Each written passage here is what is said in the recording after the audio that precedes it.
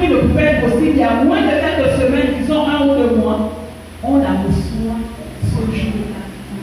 Et depuis ce jour, on n'a plus jamais de problème. Amen.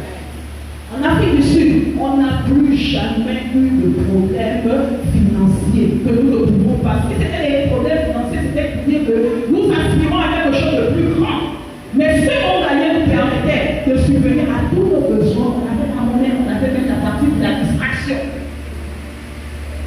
La sensibilité. Si je n'avais pas été sensible, si je n'avais pas décidé d'écouter la voix de l'esprit, je serais parti parce que tout m'appelait à partir. Mais ma bénédiction n'était pas là. La bénédiction de mon mari n'était pas là-bas. Il y a aujourd'hui des situations femmes que nos maris vivent. Pourquoi? Parce que nous n'avons pas encore fléchi nos genoux. Amen. Il y a des situations qui ne sont pas changées dans nos maisons parce que vous n'avez pas encore fléchi vos genoux. Ce n'est pas parce que ce n'est pas le temps de Dieu. Ça, c'est la phrase de tous les chrétiens, même cette phrase-là. Que non, ce n'est pas le temps de Dieu. Le temps de Dieu est le meilleur. C'est la phrase de consolation. Ça, c'est la phrase d'excuse. Amen. S'il y a des choses que ta maison ne vit pas, femme, c'est parce que tu n'as pas encore fléchi tes genoux pour demander la direction. Amen. C'est parce que tu n'as pas encore fléchi tes genoux et demandé la direction à Dieu. Pour être une aide, il faut être une femme de prière. Pour être une aide, il faut être une femme de prière, une femme de foi, une femme obéissante. Pas n'importe qui, obéissante à la parole de Dieu. Il faut être une femme obéissante. Mais surtout, tout ça, tous ces critères sont englobés en une chose, la crainte de l'Éternel. Amen.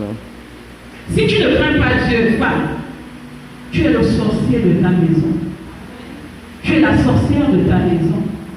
Tu es la sorcière de ton mari.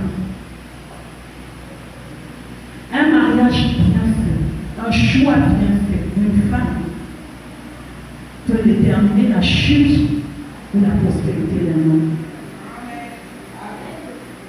Homme, tu es marié, ça n'est pas passionnant. Donnez la plateforme à vos femmes. Écoutez vos femmes. N'écoutez pas l'insensé. Écoutez la femme sage. Une femme sage bâtit sa maison. L'insensé la détruit de ses propres mains. N'écoutez pas l'insensé. Écoutez la femme sage. Mais pour que vous puissiez l'écouter, il faut lui donner la plateforme. Lorsque Père, tu pries dans ta maison, est-ce que tu pries pour ta femme? Pas qu'elle te reste fidèle, pas qu'elle te prépare des bonnes choses et tout ce qui s'ensuit.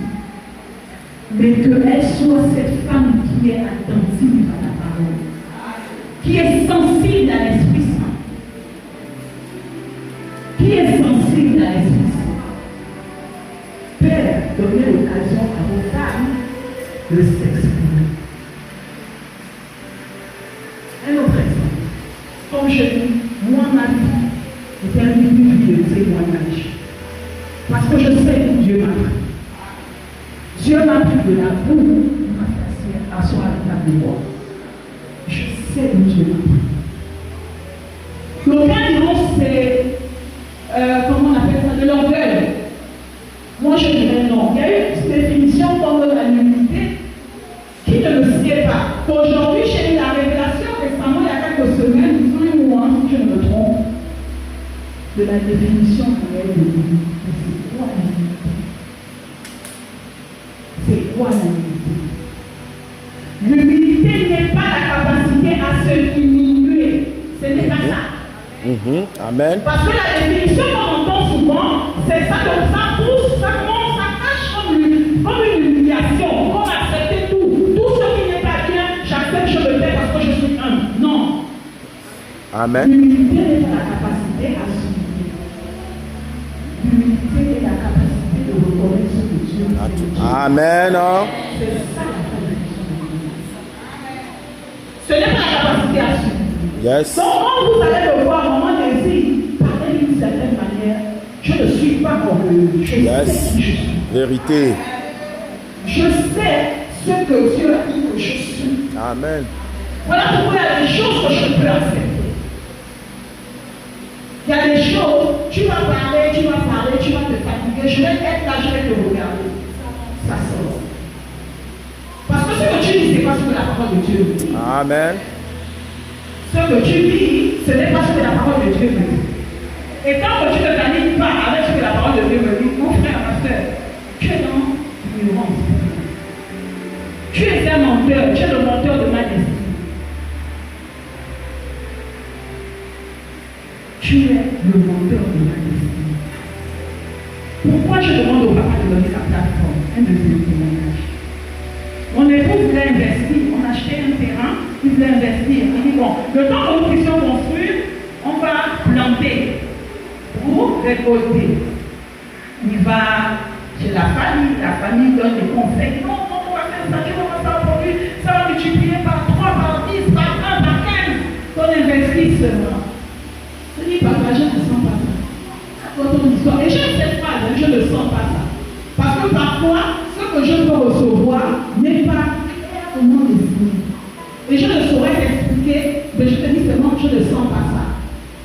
Mais je le sens bon. On m'a dit que mon papa, la tante, le papa, la famille, oui, ça va multiplier l'argent, ça va. À cette époque, mon mari était au j'étais au Gabon. Finalement, mon mari contrôle. Il ne m'informe pas, il envoie l'argent à la famille pour l'investir. Quand je parle d'argent, c'est plus d'un million. La famille va, la famille investit et tout ça, elle investit en tout cas. À leur manière, ils investissent. Tout ça, je suis informée. Mon mari est en vacances, il me dit, il faut qu'on aille voir le terrain parce que tu n'as jamais vu le terrain en question. Je dis, ok, on va aller voir. On va voir le terrain. Mais entre-temps, il avait déjà eu le rapport comme quoi son terrain était utilisé à des fins autres que ceux qui étaient prévus pour investir sur nous. Tout ça, je suis informée. On arrive au terrain. Le papa qui nous avait vendu le terrain, il commence à dire, oui, le monsieur Camerounais, je ne pas de stéréotype. Je vais bien le dire, pas de stéréotype. Ça s'avérait être un Camerounais. Je n'ai pas dit que